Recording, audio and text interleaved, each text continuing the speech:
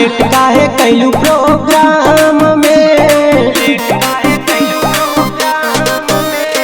सटा रहे 6 बजे शाम के। लेट काहे कैलू प्रोग्राम में। गुस्सा जनी करी धीरज तनी धरी, गुस्सा जनी करी धीरज तनी धरी। सुन छमिया बोली चली है बात के लिए। अच्छा आज रात के लिए, पूरी बारात के लिए। मेरी जवानी 50% डिस्काउंट मुलाकात के लिए। मेरी जवानी 50% डिस्काउंट मुलाकात के लिए। तुझे दिल से करूँ धन्यवाद ऐसी सौगात के लिए।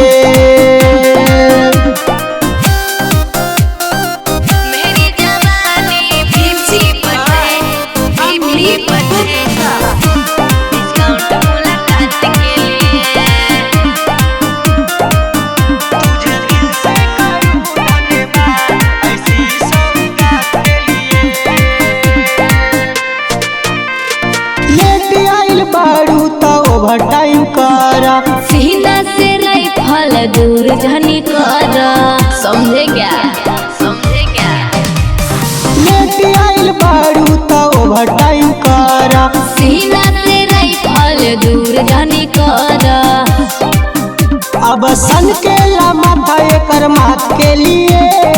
अच्छा आज रात के लिए, पूरी बारात के लिए।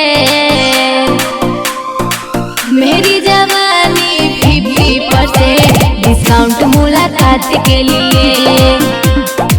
मेरी जवानी 50% डिस्काउंट मुलाकात के लिए।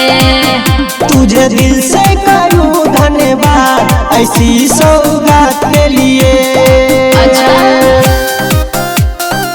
मेरी जवानी 50%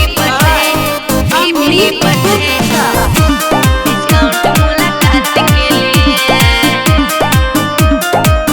तुझे दिल से करूँ धन्यवाद ऐसी सौगात के लिए। लंच बारू मार्केट में नया ब्रांड हो, यही से बाबू हो बढ़ल डिमांड हो। बुझला लंच बारू मार्केट में नया ब्रांड हो। और यही से बाबू हो बढ़ल डिमांड हो। हल्के में मतलब कुंदन सुन ले औकात के लिए। अच्छा आज रात के लिए, पूरी बारात के लिए।